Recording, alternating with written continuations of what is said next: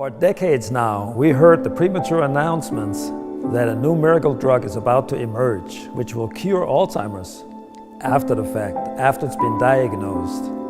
As of the spring of 2017, Merck just made an announcement that they are stopping their latest drug trial after spending over $4 billion because it promises no result. And they are going to develop a drug which can prevent Alzheimer's.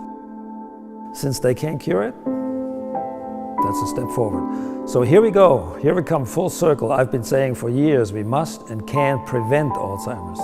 I'm going to show why we are in this predicament of the rising tide of Alzheimer's and what we need to do now to prevent Alzheimer's successfully.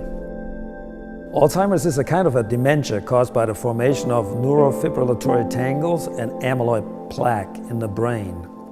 These deranged proteins form because inflammatory processes from metabolism and eventually interfere with cognition and memory. This process goes on for a lifetime in affected people, starting in childhood. It is set in motion by genetic issues, SNPs and mutations. However, the progression of Alzheimer's is aggravated by our lifestyles, inflammatory diets, etc. And last not least, it is driven by our healthcare system. The overuse and emphasis on drugs for basic healthcare needs accelerates the incidence of dementia and Alzheimer's. This massive abuse of prescription drugs for basic health maintenance is scandalous, and the avalanche of Alzheimer's is one expression of that situation. Meanwhile, the word healing has taken a backseat and is basically looked down upon as naive or a little childish. Why should one heal heartburn, a very basic and fundamental health issue, when I can just use a reflux medicine once a day and be done with it for today? Let's take anti-acid drugs as an example. There's over-the-counter Nexium, Gas-X, Zantac, Pepcid, Tums, Prevacid. Prescription drugs, Nexium, Prilosec, Segerid, Protonix, Omeprazole. The prescription variety alone had $13.6 billion worth in sales in 2009. Because these drugs inhibit stomach acid production, the most common side effect is bacterial infections, such as C. diff. Why?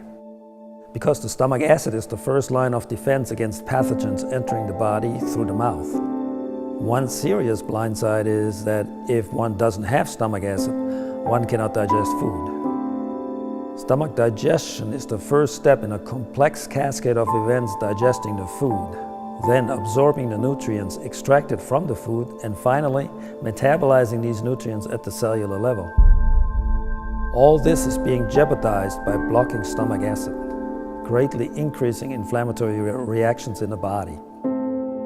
For genetically susceptible people to Alzheimer's, the target organ for the inflammatory tissue response is the brain, which is also the organ that requires the highest amount of nutrition and energy of the entire body on a minute-to-minute basis. People habitually using anti-acid drugs are starving their brains. Furthermore, the most irritating factor is that the real problem for the cause of the reflux, heartburn, or the indigestion has neither been identified nor addressed. The actual three most common causes of heartburn and reflux are gallbladder dysfunction, pancreatic dysfunction, and intestinal candida overgrowth.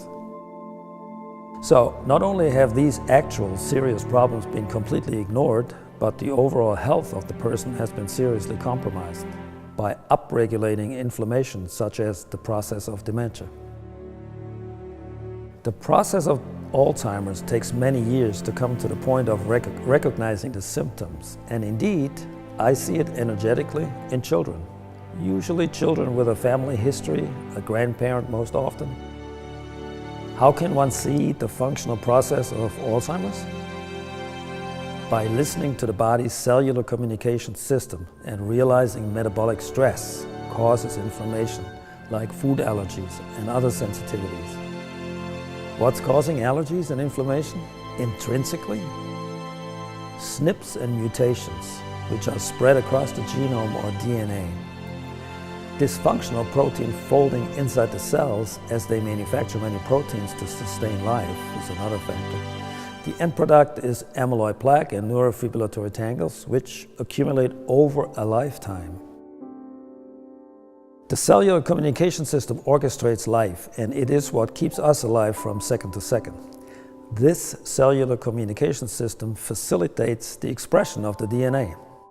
The ancient Chinese called it qi energy and determined through intuition the flow of that qi energy through meridian energy channels.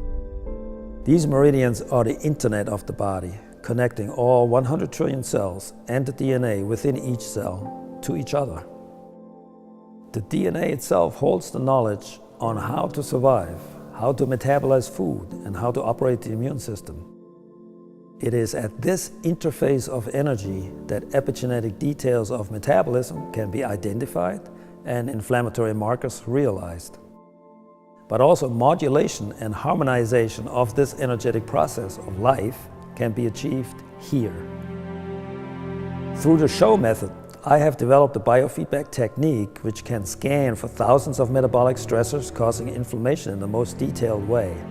We can then harmonize and de-stress basic metabolic functions, like assimilating nutrients with a precise biofeedback treatment. The earlier in life this method is being implemented, the less metabolic stress and the less accumulated tissue damage over a lifetime. We need to look at prevention with a much more long-term outlook and therewith significantly increase results of prevention, starting with our children and young adults. And we need to use drugs only in a conservative context, not as a first resolve, looking at symptoms as red flags and healing them. That way, we can prevent Alzheimer's now. To learn more about my show method, please subscribe to my YouTube channel and find seminar information at my website smarthealthforyou.org.